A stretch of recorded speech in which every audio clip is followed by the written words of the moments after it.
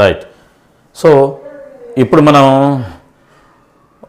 మన యొక్క వ్యూవర్స్ లిస్ట్లో భాగంగా ఒక వ్యూయర్ వర్బ్స్ గురించి, వర్బ్స్ యొక్క టైప్స్ గురించి డీటెయిల్డ్గా చెప్పండి అనేటువంటి మాట అన్నాడు కదా. సో ఇప్పుడు నేను వర్బ్ అనేటువంటి ఏరియాని తీసుకుంటున్నా. వర్బ్స్. Okay, right. ఇంగ్లీష్ లాంగ్వేజ్లో వర్బ్ అనేటువంటిది చాలా ముఖ్యమైనటువంటి అంశం. మీకు టోటల్ క్వశ్చన్ పేపర్లో 24 ఎస్జిటి వాళ్ళకి, 30 స్కూల్ అసిస్టెంట్ వాళ్ళకి గ్రామర్ పరంగా ప్రశ్నలు ఉంటాయి కదా. ఇందులో ఈ 24లో భాగంగా ఆల్మోస్ట్ 12 క్వశ్చన్స్, 30లో భాగంగా 15 క్వశ్చన్స్ మనకి దేని నుంచి వస్తాయి అంటే వర్బ్ యొక్క అప్లికేషన్ నుంచే వస్తాయి. సాధారణంగా వర్బ్ అనేటువంటిది ఇంగ్లీష్ లాంగ్వేజ్లో బ్రీత్ ఆఫ్ ద సెంటెన్స్. మనం సబ్జెక్టు లేకుండా సెంటెన్స్ అని చెప్పడానికి అవకాశం ఉంది, ఆబ్జెక్టు లేకుండా సెంటెన్స్ చెప్పడానికి అవకాశం ఉంది. Even subject complement, object complement లాంటి ఆ పదాలు లేకుండా కూడా సెంటెన్స్ని మనం యూజ్ చేయవచ్చు. అయితే వర్బ్ లేనటువంటి సెంటెన్స్ని సాధ్యమైనంత వరకు మనం we may not experience in our daily life. అయితే ఇటీవల కాలంలో ఆప్టేటివ్ సెంటెన్సెస్ అనేవి కొన్ని వచ్చి ఉన్నాయి, అవి ఎక్సెప్షనల్. ఆ ఆప్టేటివ్ సెంటెన్సెస్లో వర్బ్ లేకుండా కూడా ఒక మీనింగ్ఫుల్ ఎక్స్ప్రెషన్ని కావాల్సిన సందర్భంలో ఉపయోగించేటువంటి మాట. నేను టైప్స్ ఆఫ్ సెంటెన్సెస్ వచ్చినప్పుడు what is an optative sentence అనేటువంటి విషయాన్ని మీతో డిస్కస్ చేస్తా. సో ఇప్పుడు వర్బ్ యొక్క సమాచారాన్ని మనం డిస్కస్ చేసేటువంటి ప్రయత్నం చేస్తున్నాం. ఎస్, వర్బ్కు సంబంధించినటువంటి సమాచారం. సాధారణంగా మనం చిన్నప్పటి నుంచి వర్బ్ అనేటువంటి దానికి ఏ అర్థాన్ని తీసుకొని పెరిగి పెద్దవాళ్ళమైనాము అని అంటే ఇది ఒక యాక్షన్ వర్డ్ అని, ఇది సబ్జెక్టు చేసేటువంటి పనిని తెలియచేస్తుంది అని. సో సబ్జెక్టు చేసే పనిని తెలియచేసేటువంటి ఆ యాక్షన్ వర్డ్ని వర్బ్ అని మనం యాక్చువల్గా ట్రెడిషనల్గా ఇదే రకమైనటువంటి బిలీఫ్తో టీచర్స్ టీచ్ చేసేవాళ్ళు. సో మనము మన జనరేషన్లో వాటిని అలాగనే ఎక్స్పీరియన్స్ చేసేవాళ్ళం. అయితే ఇటీవల కాలంలో వర్బ్ యొక్క అర్థం మారిపోయింది. సో వర్బ్ మీద ప్రశ్న ఎలా వస్తుంది అనేటువంటి దానికి మొట్టమొదటి నేను కాన్సెప్ట్ని చెబుతున్నా. ఈ మొట్టమొదటి షేడ్ని మీరు జాగ్రత్తగా గమనించినట్లయితే సో వర్బ్ మీద మీకు తప్పనిసరిగా ప్రశ్న ఇచ్చినప్పుడు ఆన్సర్ చేయడానికి ఛాన్స్ ఉంటుంది. సో చూడండి, మొట్టమొదట సో వీటిని నాన్ యాక్షన్ వర్డ్స్ అని అంటాం. నాన్ యాక్షన్ వర్డ్స్ అని అంటాం. Non action words. సో ఇక్కడ పనిని తెలియచేయకుండా వర్బ్ అనేటువంటిది మనకు కనపడేటువంటి అవకాశం ఉంది. So non action words, so వీటిని ఎగ్జాంప్లిఫై చేయమని చెప్తే so I think you are right. I think you are right. So ఇప్పుడు నేను ఒక సెంటెన్స్ రాసిన, ఇందులో ఐ అనేటువంటిది సబ్జెక్టు, థింక్ అనేటువంటిది వర్బ్. అయితే మనం ఫిజికల్గా యాక్షన్ చేయట్లేదు కాబట్టి సో ఇక్కడ ఇది నాన్ యాక్షన్ వర్బ్ అవుతుంది. Non action verb. సో ఇంతకుముందు టెట్ ఎగ్జామినేషన్లో ఈ నాన్ యాక్షన్ వర్బ్నే సో మైండ్ వర్బ్ లేదా మెంటల్ వర్బ్ అనేటువంటి పేరుతో మనకు అడగడం జరిగిందనమాట.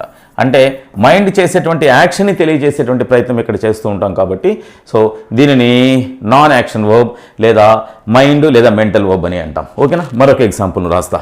రైట్. సో యూ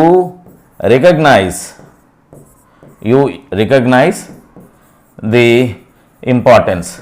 సో ఇక్కడ నేను ఒక సెంటెన్స్ రాసిన, యూ రికగ్నైజ్ ది ఇంపార్టెన్స్. ఇందులో యూ అనేటువంటిది సబ్జెక్ట్ అవుతుంది, రికగ్నైజ్ అనేటువంటిది ఇక్కడ మనకి వర్బ్ అవుతుంది.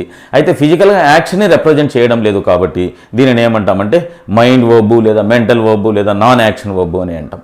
సో ఈ నాన్ యాక్షన్ తెలియచేసేటువంటి వర్బ్ని లేదా తెలియచేసినటువంటి వర్డ్స్ని మనం నాన్ యాక్షన్ వర్బ్ అని అంటాం. సో ఒక్క సెకండ్ దీన్ని ఇంకొంచెం క్లియర్గా మీకు ఎక్స్ప్లెయిన్ చేసేటువంటి ప్రయత్నం చేస్తా. వర్బ్ అనేటువంటిది రకరకాల పనులతో ఎగ్జిస్ట్ అవుతుంది. అది ఒకవేళ ఒక పనిని తెలియచేయకపోతే అంటే యాక్షన్ని ఇండికేట్ చేయకపోతే అప్పుడు దానిని ఏమంటామంటే నాన్ యాక్షన్ వర్బ్ అని అంటాం. యాక్షన్ని ఇండికేట్ చేయనటువంటి వర్బ్నే మనం మెంటల్ యాక్టివిటీని తెలియచేస్తుంది కాబట్టి దానిని మెంటల్ వర్బ్ అనేటువంటి పేరుతో పిలుస్తాం. ఓకే, చూడండి, ఐ థింక్ లేదా యూ అజ్యూమ్ లేదా we believe she guesses. So ఇక్కడ నేను కొన్ని సబ్జెక్టు మరియు వర్బ్కు సంబంధించినటువంటి జోడీలను రాసిన. సో థింక్ అనేటువంటిది ఇక్కడ వర్బే. అయితే దీని తర్వాత ఏమన్నా రాని, ఇక ఏ రకమైనటువంటి భాగమన్నా రాని, అయినప్పటికీ కూడా అక్కడ ఫిజికల్గా యాక్షన్ జరగదు కదా, అందుకని ఇటువంటి వర్బ్స్ని ఏమంటామంటే నాన్ యాక్షన్ వర్బ్స్ అని అంటాం. సో లాస్ట్ టెట్లో నాన్ యాక్షన్ వర్బ్స్ మీద ప్రశ్న అడిగినాడు అనేటువంటి విషయాన్ని మనం గమనించాలి. అంటే మైండ్ చేసేటువంటి ఒక యాక్టివిటీని తెలియచేయడానికి వర్బ్ ఉపయోగపడుతుంది. సో ఓవరాల్గా మనం ఏం చేస్తున్నాం, ఈ నాన్ యాక్షన్ వర్బ్స్ అనేటువంటివి సో యాక్టివిటీ ఆఫ్ మైండ్ని తెలియచేయడానికి ఉపయోగపడతాయి. యాక్టివిటీ ఆఫ్ మైండ్ని తెలియచేస్తాయి. వర్బ్ యొక్క మొట్టమొదటి డ్యూటీ చెప్పిన నేను. వర్బ్ అనేటువంటిది సో సబ్జెక్టు యొక్క మైండ్ యాక్టివిటీని తెలియజేసేటువంటి ఒక పని చేస్తుంది. ఉదాహరణలుగా వీటిని చెప్పుకుందాం. ఇక రెండవది ఏంటి అంటే యాక్షన్ వర్బ్. సో ఇప్పుడు సబ్జెక్టు చేసేటువంటి యాక్షన్ను తెలియజేసేటువంటి ప్రయత్నం జరుగుతుంది కాబట్టి దీనిని ఏమంటామంటే యాక్షన్ వర్బ్ అని అంటాం. అంటే ఇప్పుడు నేనేం చేస్తున్నానంటే what are the duties of a verb in the sentence, what are the performances of a verb in our daily life అనేటువంటి దాన్ని డిస్కస్ చేస్తున్నా. వర్బ్ అనేది ఎన్ని రకాల పనులను చేస్తుంది ఇంగ్లీష్ లాంగ్వేజ్ సెంటెన్స్లో అనేటువంటి దాన్ని నేను డిస్కస్ చేస్తున్నా. వర్బ్ అనేటువంటిది సబ్జెక్ట్ యొక్క మైండ్ యాక్టివిటీని తెలియజేసేటువంటి ప్రయత్నం చేస్తుంది. నెంబర్ 2, సబ్జెక్టు ఒకవేళ ఫిజికల్గా పని చేసి ఉంటే ఆ పనిని తెలియచేయడానికి కూడా ఉపయోగపడుతుంది. దానిని ఏమంటున్నామంటే యాక్షన్ వర్బ్ లేదా యాక్షన్ను తెలియజేస్తుంది. సో సాధారణంగా దీనిని మరొక పేరుతో కూడా పిలుస్తుంటాం. ఏమని పిలుస్తుంటామంటే ఫిజికల్ వర్బ్స్ అని కూడా పిలుస్తూ ఉంటాం. చూడండి, మల్టిపుల్ చాయిసెస్ ఎగ్జామినేషన్లో సినానిమస్గా ఉండేటువంటి ప్రతి పదం మీద మీరు గ్రిప్ తెచ్చుకోవాలి. కేవలం యాక్షన్ వర్బ్ అని తెలుసుకొని పోతే రేపటి ఎగ్జామినేషన్లో ఆ యాక్షన్కి సినానిమస్గా ఉండేటువంటి మరొక పదాన్ని కూడా అడగడానికి ఛాన్సెస్ ఉన్నాయి. కాబట్టి యాక్షన్ వర్బ్కి మరొక పేరు ఏంటంటే ఫిజికల్ వర్బ్. సో ఈ వర్బ్ అనేటువంటిది స్టేట్ ఆఫ్ బీయింగ్ అంటే సబ్జెక్ట్ యొక్క స్థితిని లేదా కండిషన్ని కూడా తెలియచేయడానికి ఉపయోగపడుతుంది. ఈ స్టేట్ ఆఫ్ బీయింగ్ వర్బ్స్ని మనం స్టేట్ వర్బ్స్ అనేటువంటి పేరుతో పిలుస్తుంటాం. స్టేట్ వర్బ్ అనేటువంటి పేరుతో లేదా లింకింగ్ వర్బ్ అనేటువంటి పేరుతో పిలుస్తూ ఉంటాం. లింకింగ్ వర్బ్, ఓకేనా. సో వర్బ్ని the state of being of the subject can be informed with the support of this particular representation. So verb అనేటువంటిది సబ్జెక్టు యొక్క మైండ్ యాక్టివిటీని అంటే సో మైండ్తో చేసేటువంటి పనులను తెలియజేస్తుంది. సబ్జెక్ట్ ఒకవేళ ఫిజికల్గా ఏదైనా కష్టపడి ఎక్స్టర్నల్గా మనకి విజువలైజ్ చేసేటువంటి యాక్షన్స్ ఏమైనా చేస్తుంటే ఆ యాక్షన్స్ను కూడా తెలియజేస్తుంది. ఈ యాక్షన్ని తెలియజేసేటువంటి వర్బ్కి మరి ఒక పేరు ఏంటి అంటే ఫిజికల్ వర్బ్ అని పేరు. ఓకే, ఇక మూడోది ఏంటి అంటే సబ్జెక్ట్ యొక్క స్టేట్ ఆఫ్ బీయింగ్, ఏ స్థితిలో ఉన్నాడు, ఏ కండిషన్లో ఉన్నాడు, ఆ కండిషన్ కూడా తెలియజేయడానికి వర్బ్ సహాయపడుతుంది. వర్బ్ యొక్క సబ్జెక్టు యొక్క ఆ కండిషన్ తెలియజేసేటువంటి ప్రయత్నంలో భాగంగా ఆ తెలియజేసేటువంటి వర్బ్కి ఏమని పేరు అంటే స్టేట్ ఆఫ్ బీయింగ్ లేదా స్టేట్ వర్బ్ లేదా లింకింగ్ వర్బ్ అనేటువంటి పేరుతో పిలుస్తాం. ఇక నాలుగవది ఇది పొసెషన్ని కూడా తెలియజేస్తుంది. పొసెషన్ అంటే సబ్జెక్టు ఏమి కలిగి ఉన్నాడో ఆ కలిగి ఉన్నటువంటి విషయాన్ని కూడా ఇది తెలియజేసేటువంటి ప్రయత్నం చేస్తుంది. సో నేను కొన్ని ఎగ్జాంపుల్స్ రాస్తా. ఇప్పుడు నేను మైండ్ యాక్టివిటీకి మెంటల్ వర్బ్కి కొన్ని ఎగ్జాంపుల్స్ రాసిన కదా. ఇక యాక్షన్కి నేను రాస్తున్నా. I right A letter. Okay, what ever the term that follows the verb. So మనకి ఈ ఎగ్జామినేషన్ ప్యాటర్న్లో వర్బ్ యొక్క పొజిషన్ మనం చూస్తున్నాం కాబట్టి అది అటువైపున ఏ పదమన్నా రానండి సరే. ఐ రైట్, ఈ రైట్ అనేటువంటి పదం మనం ఫిజికల్గా రాస్తున్నట్టుగా అంటే ఎదుటి వ్యక్తికి మనం ఒకవేళ if you are writing then the counterpart of yours మీ ఎదురుగా ఉన్నటువంటి వ్యక్తి కనిపెడతాడు కదా మనం పని చేస్తున్నాము అని. అయితే మనం ఆలోచన చేస్తున్నాము అని లేదా మనం ఏదైనా ఒకదాన్ని ఊహిస్తున్నాము అని ఏదైనా ఒకదాన్ని ఇష్టపడుతున్నాము అని మైండ్తో చేసేటువంటి యాక్టివిటీస్ని అతను బయటికి చూడలేడు కదా, బయటికి కనపడవు కాబట్టి చూడలేడు కదా. సో అందుకనే ఐ రైట్ వరకు తీసుకోండి మీరు. ఐ రైట్ సబ్జెక్టు వర్బ్, ఈ వర్బ్ యాక్షన్ని చూపిస్తుంది కాబట్టి దీనిని ఏమంటాము అంటే యాక్షన్ వర్బ్ అని అంటాం. దీనికి మరి ఒక పేరు ఏంటంటే ఫిజికల్ వర్బ్. ఓకేనా. లేకపోతే షీ సింగ్స్, we play. ఇలా ఏ పని చేసినా కూడా రాసిన, పాడిన, ఆడిన, బయటికి పని చేస్తున్నట్టుగా కనపడుతుంది కాబట్టి వీటిని ఫిజికల్ యాక్టివిటీని రిప్రజెంట్ చేస్తున్నట్టు కనపడుతుంది కాబట్టి ఫిజికల్ వర్బ్ అని, యాక్షన్ని చేస్తున్నట్టుగా మనకు కనపడుతుంది కాబట్టి యాక్షన్ వర్బ్ అని అంటాం. ఇక స్టేట్ వర్బ్స్ దగ్గరికి వెళ్తున్నా. ఇక్కడ ఒక సబ్జెక్ట్ తీసుకున్నా, ఐ యామ్ ఏ టీచర్. ఇందులో యామ్ అనేటువంటిది ఐ అనేటువంటి పదాన్ని, ఏ టీచర్ అనేటువంటి పదాన్ని లింకప్ చేస్తుంది కాబట్టి దీనికే లింకింగ్ వర్బ్ అని పేరు. ఐ యామ్ ఎ టీచర్, నా యొక్క సిచ్యుయేషన్ని, నా యొక్క పొజిషన్ని అది తెలియచేస్తుంది కదా, నా యొక్క కండిషన్ని అది తెలియచేస్తుంది కదా, నా యొక్క స్టేట్ని, నేను ఏ స్థితిలో ఉన్నానో అది తెలియచేస్తుంది కదా, అందుకని యామ్ని స్టేట్ వర్బ్ అని అంటాం. సరే, సబ్జెక్ట్ యొక్క స్టేట్ ఆఫ్ బీయింగ్ని తెలియచేస్తుంది కాబట్టి ఆ సందర్భంలో దాన్ని ఏమంటాం అంటే స్టేట్ వర్బ్ అని అంటాం. సో ఇక్కడ యామే కాదు, ఈజ్ కానీ, ఆర్ కానీ, సో ఏ బీ ఫామ్ అయినా, ప్రజెంట్ బీ ఫామ్ అయినా మనం సాధారణంగా పాస్ట్ బీ ఫామ్లను ఉపయోగించేటువంటి అవకాశాలు కొంచెం తక్కువ డైలీ లైఫ్లో. రేపటి మీ ఎగ్జామినేషన్లో సో వృధా ప్రయత్నాలన్నీ చేయొద్దండి. ఏంటంటో అన్ని గ్రామటికల్ కాన్సెప్ట్స్ అన్ని నేర్చుకోవాల్సినటువంటి పనిలే. Whatever you learn that must be applicable in our daily life. ఆ డైలీ లైఫ్లో ఉపయోగపడేటువంటి ఆ ఇంగ్లీష్నే మనం ఫంక్షనల్ ఇంగ్లీష్ అని అంటాం. ఆ ఫంక్షనల్ ఇంగ్లీష్ మీదనే రేపటి ఎగ్జామినేషన్లో మీకు ప్రశ్నలు వస్తాయి తప్పితే సో హెవీ గ్రామర్ని మనం నేర్చుకోవాల్సినటువంటి అవసరం ఏం లేదు. సో కాబట్టి పాస్ట్ టెన్స్లో కూడా వాజు వర్లు లింకింగ్ వర్బ్తో కూడా సెంటెన్స్ ఎగ్జిస్ట్ అవుతుంది, కానీ దాని యొక్క ఉపయోగం డైలీ లైఫ్లో తక్కువ కాబట్టి ప్రజెంట్ బీ ఫామ్స్లో ఉన్నటువంటి వాటిని మాత్రమే మీరు జాగ్రత్తగా చూసుకోండి. I am a teacher, she is a girl, you are a student teacher. ఈ విధంగా మనం ఎగ్జాంపుల్స్ని ఎక్స్పీరియన్స్ చేయవచ్చు. ఇక పొసెషన్ అని అంటే ఇది హ్యావ్ ఫామ్స్కు సంబంధించినటువంటిది. So I have a car, she has a scooty. So ఇక్కడ హ్యాజ్, హ్యావ్, దెన్ హ్యాడ్ కూడా. So they had a lorry. ఓకేనా? సో ఈ విధంగా మనం చెప్పుకుంటూ వెళ్ళొచ్చు. అంటే హ్యావ్ ఫామ్స్ యొక్క రిప్రజెంటేషన్ వస్తే అప్పుడు సబ్జెక్ట్ యొక్క పొజిషన్ను తెలియజేసేటువంటి ప్రయత్నం ఆ పర్టికులర్ వర్బ్ చేస్తుంది. ఆ పొజిషన్, సో నేను ఏమి కలిగి ఉన్నానో నా ఈ తర్వాత రావడానికి ఛాన్స్ ఉంది. I have a car, okay. She has a scooty, నేను ఏమి కలిగి ఉన్నానో నా ప్రాపర్టీని తెలియజేసేటువంటి ప్రయత్నం మనకు ఈ పర్టికులర్ వర్బ్ ద్వారా జరపబడుతుంది కదా. సో కాబట్టి I have a car, she has a scooty, they had a house లాంటి సెంటెన్సెస్ చెప్పినప్పుడు సబ్జెక్ట్ యొక్క ప్రాపర్టీని, సబ్జెక్ట్ యొక్క బిలాంగింగ్ని తెలియజేసేటువంటి ప్రయత్నం చేస్తుంది కాబట్టి ఆ వర్బ్ని ఏమంటామంటే పొసెసివ్ వర్బ్ అని అంటాం. పొజిషన్ని తెలియజేసేటువంటి వర్బ్ని ఏమంటామంటే పొసెసివ్ వర్బ్ అని అంటాం. పొసెసివ్ వర్బ్ అంటే ఎనీహౌ వర్బ్ ఎన్ని పనులు చేస్తుంది అని మీరు తెలుసుకోవాలనుకుంటే సో మైండ్ యాక్టివిటీని అది తెలియచేస్తుంది, ఫిజికల్గా మనం చేసేటువంటి పనులను అది తెలియచేస్తుంది, మనం ఏమి కలిగి ఉన్నామో ఆ ప్రాపర్టీని తెలియచేస్తుంది, మరియు మన యొక్క స్టేట్ని, కండిషన్ని తెలియచేస్తుంది. ఈ 4 సందర్భాలలో వర్బ్ని మనం ఉపయోగిస్తాము అనేటువంటి విషయాన్ని మీరు జాగ్రత్తగా గమనించండి. ఓకేనా? ఇది వర్బ్ యొక్క పొజిషన్కు సంబంధించింది. వర్బ్ యొక్క పొజిషన్ అంటే ఆ ఫంక్షనింగ్కు సంబంధించినటువంటిది అన్నమాట. సాధారణంగా వర్బ్ అనేది ఎక్కడ వస్తుంది అనేటువంటి ఒక చిన్న విషయాన్ని చూసుకుందాం. సో ఇప్పుడు నేను వర్బ్ యొక్క ఫంక్షన్ని ఎక్స్ప్లెయిన్ చేసినా కదా. వర్బ్ ఎన్ని రకాల ఫంక్షన్స్ని ఇస్తుంది. ఇప్పుడు వర్బ్ యొక్క పొజిషన్ని చూస్తాం. వర్బ్ ఎక్కడ ఉండడానికి ఛాన్స్ ఉంటుంది. సాధారణంగా సెంటెన్స్లో సబ్జెక్ట్ ప్లేస్లో కానీ ఆబ్జెక్ట్ ప్లేస్లో కానీ నౌను లేదా ప్రొనౌన్ వస్తాయి. సెంటెన్స్ యొక్క సబ్జెక్టు స్థానంలో కానీ సెంటెన్స్ యొక్క ఆబ్జెక్ట్ స్థానంలో కానీ నౌను లేదా ప్రొనౌన్లు వస్తాయి. సబ్జెక్ట్ అంటే ఏంటి?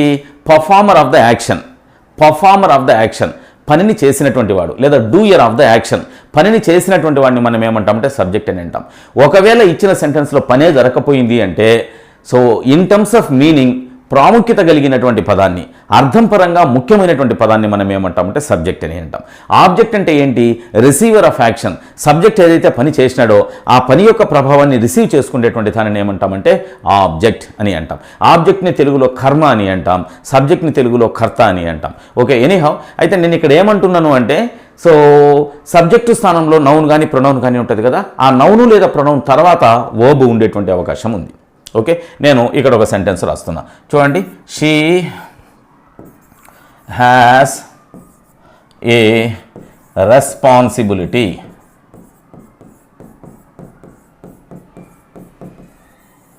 She has a responsibility. So ఇక్కడ షీ అనేది సబ్జెక్ట్ కదమ్మా. సబ్జెక్ట్ కూడా ఏంటి? నౌనా ప్రొనౌనా? ప్రొనౌన్ కదా. సో జాగ్రత్త, కేవలం ప్రొనౌన్తో ఆకపోవచ్చు వాడు. సో ఈ ప్రొనౌన్ని సబ్జెక్టివ్ ప్రొనౌన్ అని అంటాం, ఈ ప్రొనౌన్ని పర్సనల్ ప్రొనౌన్ అని అంటాం, ఈ ప్రొనౌన్ని థర్డ్ పర్సన్ సింగులర్ ప్రొనౌన్ అని అంటాం. ఓవరాల్గా చెప్పాలంటే so subjective, personal, third person singular so pronoun అనమాట. ఏంటిది? షీ అనేటువంటిది. సరే, ఇది సబ్జెక్టు తర్వాత ఏముంది? వర్బ్. అదే మనం చెబుతున్నాం అనమాట.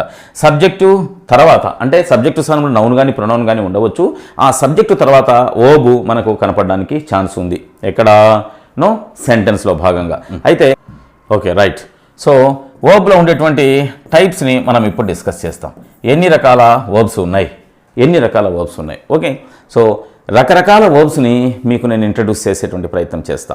అయితే వర్బ్స్ అనేటువంటివి అవి సెంటెన్స్లో పర్ఫామ్ చేసేటువంటి డ్యూటీని ఆధారంగా చేసుకొని వాటికి పేర్లు ఇస్తాయి అనేటువంటి విషయాన్ని మీరు మర్చిపోకండి.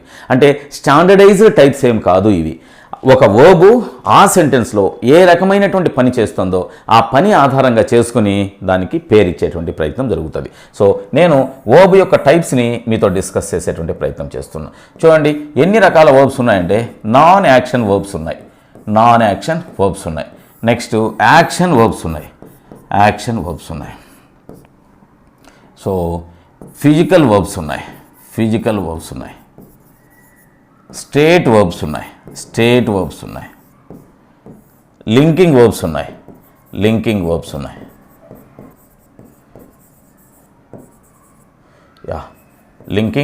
ఉన్నాయి, అండ్ దెన్ యాక్సిలరీ వర్బ్స్ ఉన్నాయి, అండ్ దెన్ మోడల్ వర్బ్స్ ఉన్నాయి, and then so main verbs అనేటువంటి పేరు కూడా మీకు కనపడుతుంది. మెయిన్ వర్బ్స్ ఉన్నాయి, అండ్ దెన్ హెల్పింగ్ వర్బ్స్ ఉన్నాయి, అండ్ దెన్ ఫైనైట్ వర్బ్స్ ఉన్నాయి, and then non finite verbs ఉన్నాయి, అండ్ దెన్ ట్రాన్సిటివ్ వర్బ్స్ ఉన్నాయి, and then so intransitive verbs ఉన్నాయి. ఇలా రకరకాల పేర్లతో వర్బ్స్ని పిలిచడానికి అవకాశం ఉంది, అవి పర్ఫామ్ చేసేటువంటి డ్యూటీని ఆధారంగా చేసుకొని. అయితే ఇవన్నీ కూడా రకరకాల వర్బ్స్ రిప్రజెంటేషన్స్ ఏం కావు. అంటే ఒక వర్బ్ని ఇంకొక పేరుతో కూడా, అంటే నేను నాన్ యాక్షన్ వర్బ్ అని ఇక్కడ అన్నాను అంటే నాన్ యాక్షన్ వర్బ్కి ఇందులో ఏదో ఒకటి సినానిమస్గా కూడా ఉపయోగిస్తూ ఉండవచ్చు. అయితే రేపటి ఎగ్జామినేషన్లో మీరు నాన్ యాక్షన్ వర్బ్స్ అని మీరు నేర్చుకొని పోతే వాడు అడిగేటువంటిది మరోలా ఉంటుంది. అందుకని అన్ని టర్మ్స్ నేను ఇక్కడ రాశా. సరే, చూడండి, నాన్ యాక్షన్ వర్బ్ ఒక్కొక్క దాన్ని నేను క్లియర్గా చెప్పుకుంటూ వస్తా. నాన్ యాక్షన్ వర్బ్, సో దీనినే మెంటల్ వర్బ్ అని అంటామని. ఇది బ్రెయిన్ చేసేటువంటి యాక్టివిటీని తెలియజేస్తుంది. సో దానికే మనం నాన్ యాక్షన్ వర్బ్ అని అంటాం.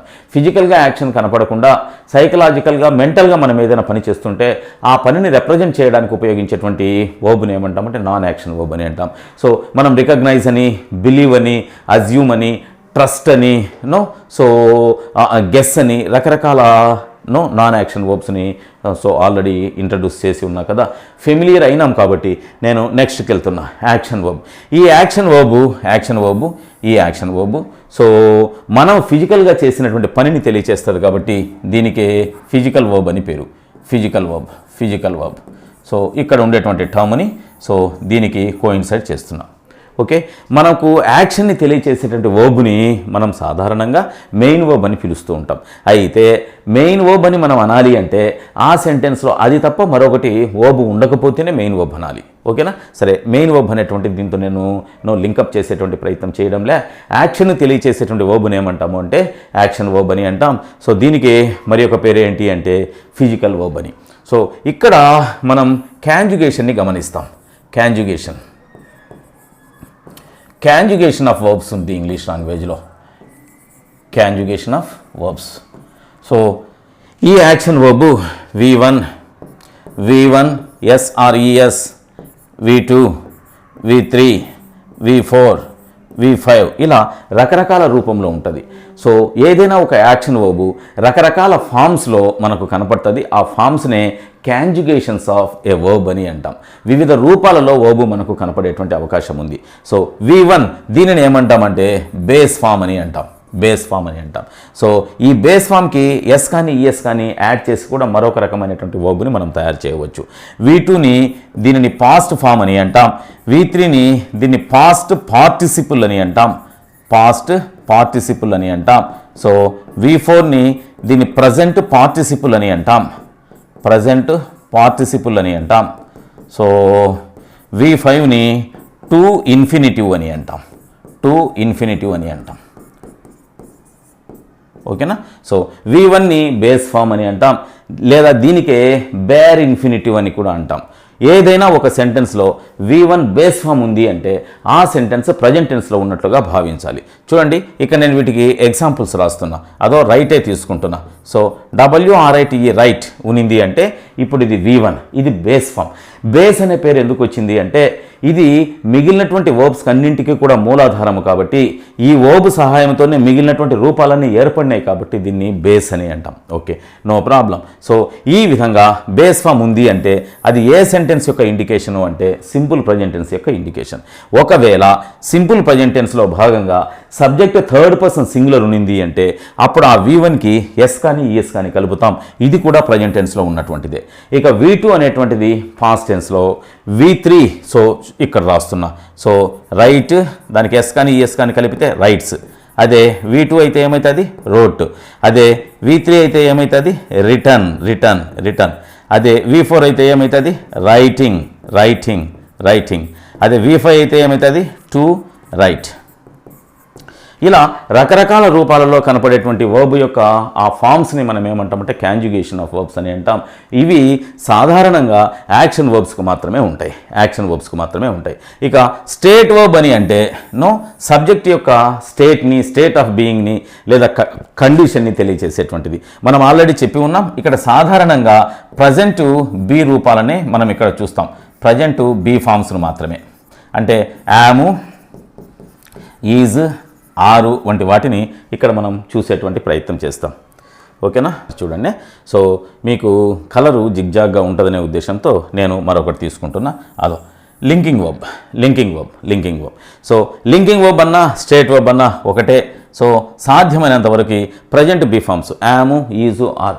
లింకింగ్ వర్బ్ అనేటువంటిది అక్కడ సబ్జెక్ట్ను మరియు ఇతర పదాలతో, సబ్జెక్టును ఇతర పదాలతో లింకప్ చేసేటువంటి ప్రయత్నం చేస్తుంది కాబట్టి దానినే లింకింగ్ వర్బ్ అని అంటాం. ఓకే, అది సాధ్యమైనంత వరకు సబ్జెక్ట్ యొక్క స్థితిని లేదా కండిషన్ని తెలియజేస్తుంది కాబట్టి దాన్ని స్టేట్ వర్బ్ అని అంటాం.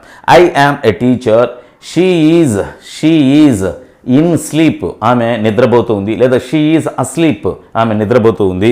And then they are at play, వాళ్ళు ఆడుతూ ఉన్నారు. అంటే వాళ్ళ యొక్క స్టేట్ని తెలియజేసేటువంటి ప్రయత్నం చేస్తుంది కాబట్టి సో వీటికే స్టేట్ వర్బ్స్ లేదా లింకింగ్ వర్బ్స్ అని అంటాం. ఇక యాక్సిలరీ వర్బ్స్. యాక్సిలరీ వర్బ్స్ అని అంటే సో సాధారణంగా వీటినే మనం ఏ పేరుతో పిలుస్తుంటాం? నాన్ ఇంగ్లీష్ స్పీకింగ్ కంట్రీలో వీటిని ఏ పేరుతో పిలుస్తుంటాం అంటే హెల్పింగ్ వర్బ్స్ అనేటువంటి పేరుతో పిలుస్తుంటాం. ఈ యాక్సిలరీ వర్బ్స్లో బీ యొక్క రూపాలు బీ ఫామ్స్, డూ యొక్క రూపాలు డూ ఫామ్స్, హ్యావ్ యొక్క రూపాలు హ్యావ్ ఫామ్స్, మోడల్ వర్బ్స్ ఇవన్నీ ఇందులోనే కవర్ అవుతాయి. So be forms, do forms, have forms, modal verbs.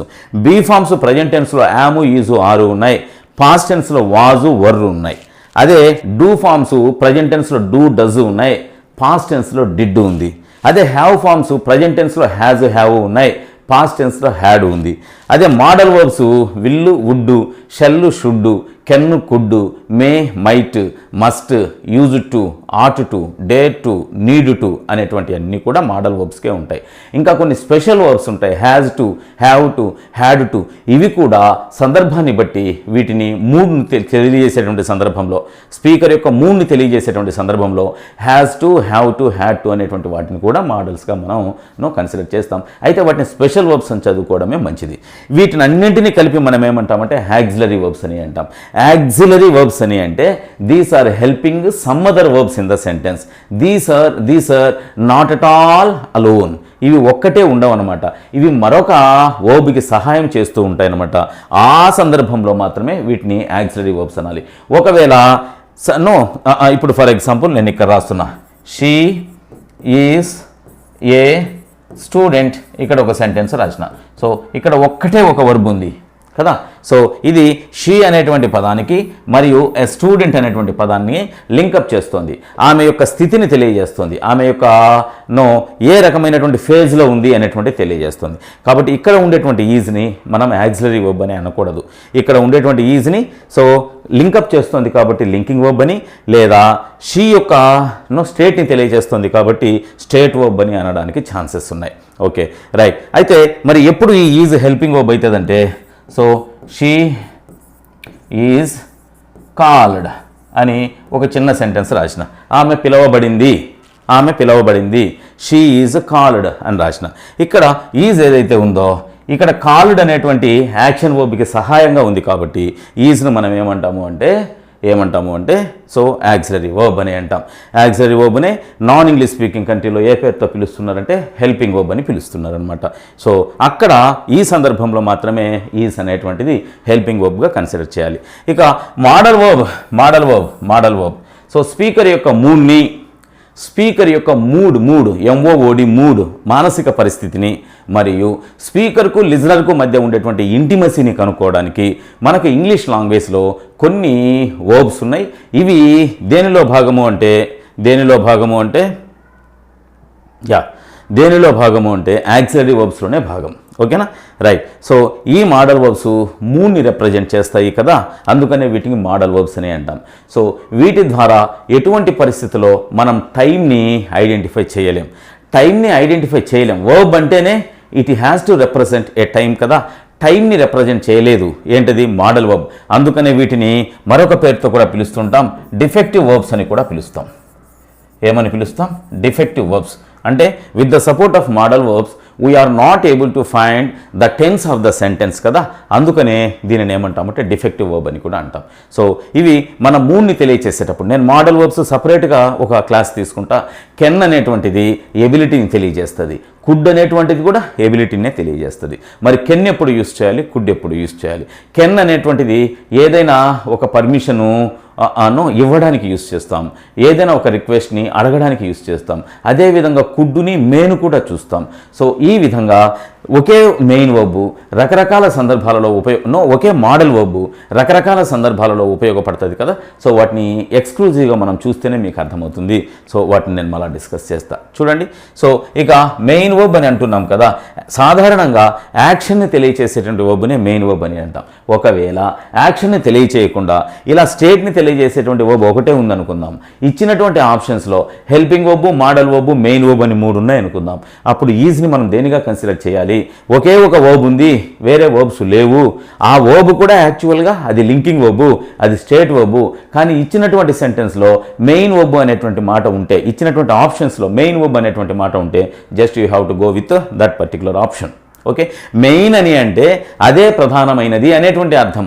అది షీ ఈజ్ కాల్డ్లో ఇది ప్రధానమైంది, కాల్డ్ ప్రధానమైంది కాబట్టి ఇది మెయిన్ వర్బ్ అవుతుంది. కానీ షీ ఈజ్ ఎ స్టూడెంట్లో ఇది ఒక్కటే వర్బ్ ఉంది కాబట్టి దానినే మెయిన్ వర్బ్గా కూడా కన్సిడర్ చేయవచ్చు. చూడండి, what ever we have experienced doesn't matter in the examination hall. What ever you experience on the paper, on the question paper matters. So కాబట్టి మనం ఏం నేర్చేసుకుని అంతా ఎగ్జామినేషన్కి వెళ్ళాల్సినటువంటి ఎగ్జామినేషన్ ఏం కాదు ఇది. సో ఎగ్జామినేషన్ హాల్లో ఆ spontaneous behaviour of yours at a glance నీకు ఏవైతే థాట్స్ వస్తుంటాయో ఆ థాట్సే మీకు మ్యాక్సిమం స్కోర్ను తెప్పించేటువంటి ప్రయత్నం చేస్తుంది. సో కాబట్టి మనం నేర్చుకొని పోవడం కంటే కాన్సెప్ట్ని అర్థం చేసుకుని ఎగ్జామినేషన్ హాల్లోకి వెళ్ళి పేపర్ సెట్టర్ యొక్క ఆ ఇంటెన్షన్ని మనం క్వశ్చన్ పేపర్ ద్వారా తెలుసుకుని అక్కడ ఆన్సర్ను పెట్టేటువంటి ప్రయత్నం చేయాలి. ఇక హెల్పింగ్ వర్బ్ కూడా అయిపోయింది కాబట్టి నేను ఫైనైట్ వర్బ్ దగ్గరికి వెళ్తున్నా. ఫైనైట్ వర్బ్ అని అంటే ఈ ఫైనైట్ వర్బ్ అనేటువంటిది సబ్జెక్ట్ యొక్క పర్సన్ లేదా సబ్జెక్ట్ యొక్క నెంబర్ లేదా ఉపయోగించినటువంటి టెన్స్ వీటి ఆధారంగా మార్పులకు గురయ్యేటువంటి దానిని ఏమంటామంటే ఫైనైట్ వర్బ్ అని అంటాం. Finite verb is a verb in the sentence which can change according to the number of person or number of subject or person of the subject, even the tense in which it was used. So అది చెప్తాము అనమాట finite verb అని. అయితే ఈ finite verb చాలా పనులు చేస్తుంది. ఆ పనులను గురించి మీరు తెలుసుకోవాలి. ఏంటి ఆ పనులు అంటే, ఫైనైట్ వర్బ్ అనేటువంటిది ఏ సెంటెన్స్లో ఉంటుందో ఆ సెంటెన్స్ యొక్క టెన్స్ ఈ ఫైనైట్ వర్బ్ ద్వారానే తెలుస్తుంది. రెండవది, ఫైనైట్ వర్బ్ అనేది సబ్జెక్టు మరియు వర్బ్కు మధ్య కాంకర్డ్ అని అంటాం కదమ్మా. సో ఆ కాంకర్డ్ని మెయింటైన్ చేసేది సెంటెన్స్లో ఇదే, ఏది ఫైనైట్ వర్బే చేస్తుంది అనమాట. సో ఫైనైట్ వర్బ్ అనేటువంటిది సెంటెన్స్ యొక్క టెన్స్ ఇవ్వడానికి, సబ్జెక్టుతో ఒక రకమైనటువంటి అగ్రిమెంట్ని నడపడానికి ఇదే పనిచేస్తుంది. సో కాంజుగేటెడ్ ఫార్మ్స్ అన్నీ కూడా మార్పులకు గురయ్యేటువంటి లక్షణము దీనికే ఉంటుంది. దేనికి ఉంటుంది? ఫైనైట్కే ఉంటుంది. ఈ ఫైనైట్ వర్బ్ అనేటువంటిది ఫ్రేజెస్, క్లాజెస్, సెంటెన్సెస్లో భాగంగా క్లాజ్ని మరియు సెంటెన్స్ని ఐడెంటిఫై చేయడానికి కూడా ఉపయోగపడుతుంది. ఫైనైట్ వర్బ్ అనేటువంటిది క్లాజ్ మరియు సెంటెన్స్ని ట్రేస్ చేయడానికి కూడా. మనకి స్ట్రక్చర్ పరంగా సెంటెన్సెస్ని 3 రకాలుగా డివైడ్ చేసినాం కదా. ఏంటది? Simple sentence, compound sentence and complex sentence. In order to identify the type of sentence or the word order in the sentence, you have to go with finite verbs. Number of finite verbs in the sentence are equal to number of clauses. So గుర్తుపెట్టుకోండి. సరే, ఆ విధంగా కూడా మనం discuss చేస్తాం. ఇక non finite verb అంటే subject యొక్క పర్సన్ మారినప్పుడు, సబ్జెక్ట్ యొక్క నంబర్ మారినప్పుడు, టెన్స్ మారినప్పుడు మార్పులకు గురి కాకుండా ఉండేటువంటి దానిని ఏమంటామంటే నాన్ ఫైనైట్ వర్బ్ అని అంటాం. సాధారణంగా నాన్ ఫైనైట్ వర్బ్స్ కింద పార్టిసిపుల్స్ వస్తాయి. అంటే present participle, past participle, future participle ఇవి రావడానికి ఛాన్సెస్ ఉన్నాయి. ఇక జెరండ్ అనేటువంటిది కూడా నాన్ ఫైనైట్ వర్బ్ కిందకే వస్తుంది. టు ఇన్ఫినిటివ్ అనేది కూడా నాన్ ఫైనైట్ కిందకే వస్తుంది. What is a gerund? What is a to infinitive? ఇక్కడ రాసినాం కదమ్మా V5 టు ఇన్ఫినిటివ్. ఎస్, ఇది నాన్ ఫైనైట్ వర్బ్ కిందకే వస్తుంది. ఓకేనా? సో పర్టికులర్గా నాన్ ఫైనైట్ వర్బ్స్ని టీచ్ చేసేటప్పుడు how a participle, how a gerund, how to infinitive acts as a gerund, a verbal noun. జెరండ్కే మరి ఒక పేరు వర్బల్ నౌన్ అని కూడా అంటాం. సెంటెన్స్లో ఆ జెరండ్ని ఐడెంటిఫై చేసేటువంటి ఒక చిన్న విధానాన్ని నేను మీకు చెప్తా. అయితే నాన్ ఫైనైట్ కింద జెరండ్ వస్తుంది అనేటువంటి విషయాన్ని మీరు తెలుసుకొని ఉంటే సరిపోతుంది. ఇక ట్రాన్సిటివ్ వర్బ్. ట్రాన్సిటివ్ వర్బ్ ఏదైనా ఒక సెంటెన్స్లో యాక్షన్ జరిగినప్పుడు ఆ యాక్షన్ని డెమాన్స్ట్రేట్ చేసే, చూపించేటువంటి వర్బ్ దాని యొక్క ప్రభావం ముందుకు వెళ్ళింది అంటే ఆబ్జెక్ట్ దగ్గరికి వెళ్ళింది అంటే, ఏదైనా ఒక సెంటెన్స్లో ఒక పని జరిగినప్పుడు ఆ పని యొక్క ప్రభావము ఆబ్జెక్టు వైపు, అంటే సబ్జెక్టు, వర్బు, ఆబ్జెక్టు కదా. సబ్జెక్టు పని చేస్తారు కదా, జరిగినటువంటి పని యొక్క ప్రభావం ఆబ్జెక్టు వరకు వెళ్ళింది అంటే, లేదా ముందుకు వెళ్ళింది అంటే అటువంటి వర్బుని ఏమంటామంటే ట్రాన్సిటివ్ వర్బ్ అని అంటాం. ఒక్క ముక్కలో చెప్పాలి అంటే, సో ఆబ్జెక్టును కలిగి ఉన్నటువంటి వర్బుని మనం ట్రాన్సిటివ్ వర్బ్ అంటాం. ఆబ్జెక్టును లేనటువంటి వర్బుని మనం ఏమంటామంటే ఇంట్రాన్సిటివ్ వర్బ్ అని అంటాం. ఓకేనా? సాధారణంగా యాక్టివ్ వాయిస్, ప్యాసివ్ వాయిస్ని చెప్పేటప్పుడు ట్రాన్సిటివ్ మరియు ఇంట్రాన్సిటివ్ వర్బ్స్ గురించి మీకు తప్పనిసరిగా తెలియచేయాలి. అంటే సో ఆబ్జెక్టును కలిగినటువంటి వర్బుని ట్రాన్సిటివ్ అని, ఆబ్జెక్టు లేనటువంటి వర్బుని మనం ఇంట్రాన్సిటివ్ వర్బ్ అని అంటాం. సాధారణంగా ట్రాన్సిటివ్ వర్బ్స్ ఉన్నటువంటి సెంటెన్సెస్కే మనకు యాక్టివ్ వాయిస్, ప్యాసివ్ వాయిస్ అనేటువంటి ట్రాన్స్ఫర్మేషన్ ఆఫ్ సెంటెన్సెస్ ఉంటుంది. మిగిలిన వాటికి ఉండే అవకాశం లేదు. సో ఇక ఇంట్రాన్సిటివ్ వర్బ్స్లో భాగంగా ఏదైనా ఒక సెంటెన్స్లో వర్బ్కి ఆబ్జెక్టు లేకపోతే సో నేను మొత్తం ఈ సెంటెన్సెస్ అన్నింటినీ కూడా మీకు కొన్ని ఎగ్జాంపుల్స్ రాస్తా. ఎందుకంటే మన వీడియోస్ చూస్తున్నటువంటి వ్యూయర్స్లో భాగంగా ఎవరో ఒక వ్యూయర్ ఎగ్జాంపుల్స్ని బోర్డు మీద రాయండి సార్ అని ఒక మెసేజ్ పెట్టినాడు కదా. సో దానికి అనుగుణంగా ప్లస్ ఓరల్గానే చెప్పినా కదా, ఒక్కసారి వీటిని సెంటెన్స్ రూపంలో ఎక్స్పీరియన్స్ చేయించేటువంటి ప్రయత్నం చేస్తే మీకు కూడా రీఇన్ఫోర్స్ అవుతుంది. సో ఎవరైనా స్లో లర్నర్స్ ఉంటే వాళ్ళు కాన్సెప్ట్ని విజువలైజ్ కావడానికి అవకాశం ఉంటుంది. ఒక్కసారి చూడండి. So she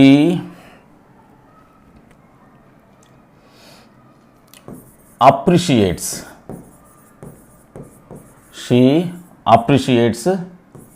others.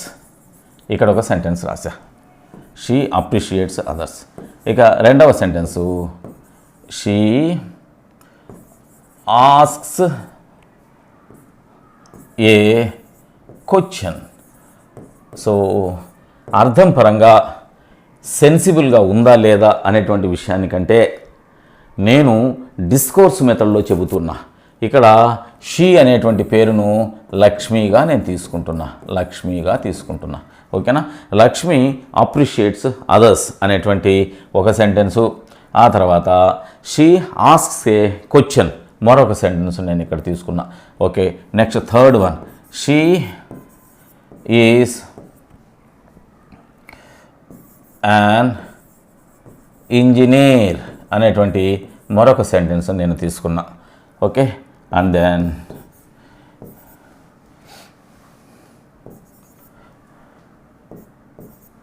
She is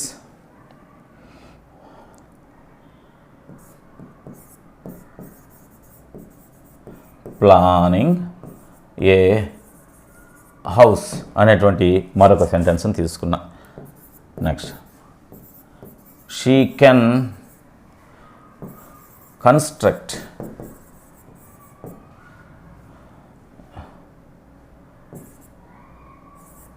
even tall buildings. She can construct even tall buildings. Okay. She speaks fluently.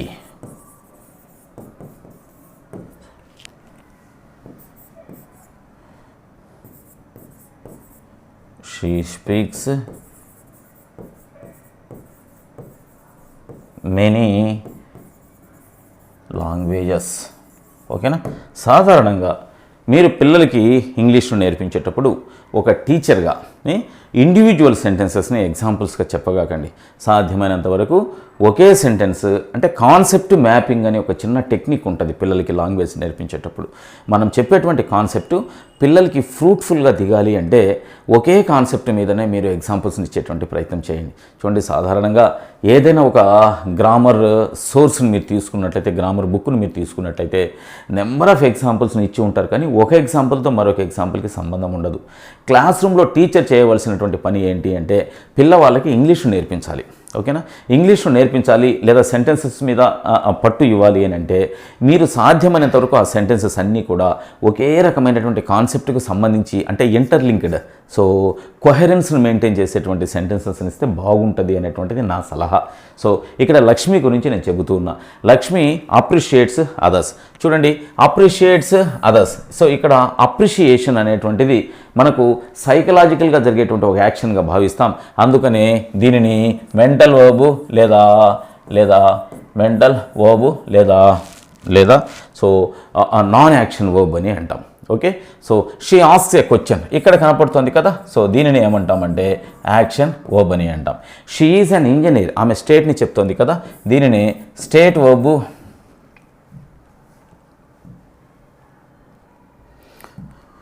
Yes, so state verb లేదా దీనినే లింకింగ్ వర్బ్ అని కూడా అంటాం. Okay, she is planning a house. Okay, she is planning a house, ఇది main verb కిందికి వస్తుంది, main verb. ఓకేనా? So is అనేటువంటిది ఒక హెల్పింగ్ వర్బ్ అవుతుంది, హెల్పింగ్ వర్బ్ లేదా యాక్సిలరీ వర్బ్ అవుతుంది. ఇది కూడా బీ ఫామ్. సో బీ ఫామ్లో యాము, ఈజు, ఆరు ఉంటాయి ప్రజెంట్ టెన్స్లో భాగంగా.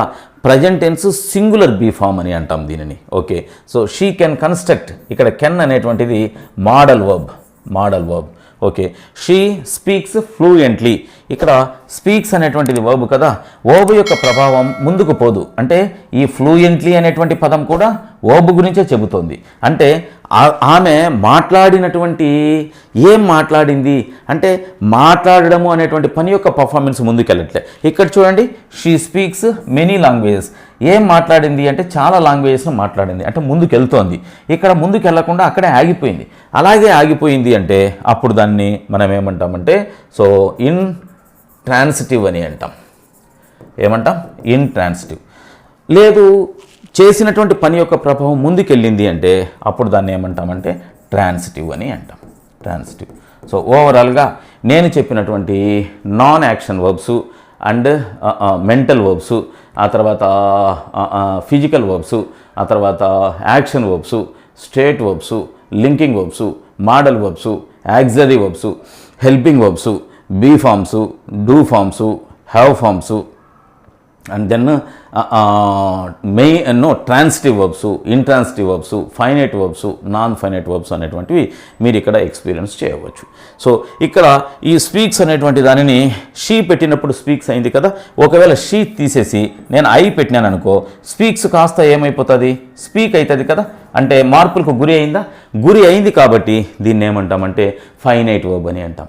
గురి కాకపోతే దాన్ని నాన్ ఫైనైట్ వర్బ్ అని అంటాం. చూడండి నేను ఇక్కడ రాస్తున్నా.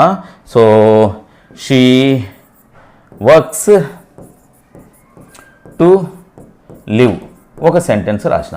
ఆమె yeah so she works she works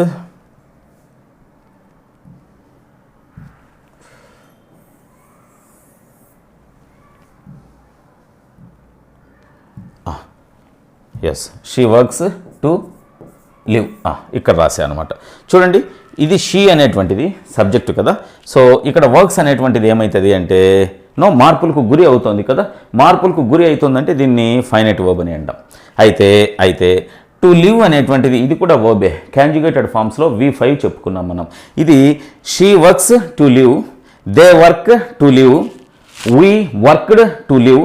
past టెన్స్లో చెప్పినా, ప్రజెంట్ టెన్స్లో చెప్పినా, ఫ్యూచర్ టెన్స్లో చెప్పినా, సబ్జెక్టు సింగులర్ యూస్ చేసినా, ప్లూరల్ని యూస్ చేసినా, సో ఎటువంటి పరిస్థితుల్లో టు లివ్ అనేది మారదు, అలాగే ఉంటుంది. సో కాబట్టి దీన్ని ఏమంటామంటే నాన్ ఫైనైట్ వర్బ్ అని అంటాం.